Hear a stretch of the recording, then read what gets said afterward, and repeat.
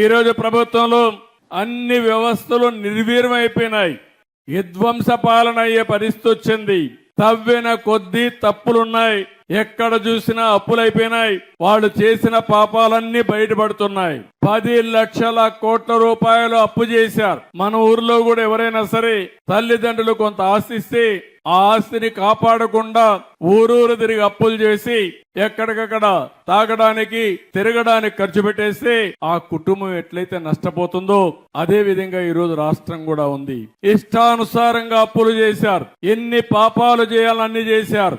ఎక్కడికక్కడ అవినీతి కార్యక్రమాలు చేశారు. కడాన రాష్ట్రం అయితే దివాలా తీసి ఈ నెల జీతాలు ఇస్తామా లేదని భయపడే పరిస్థితి వచ్చింది.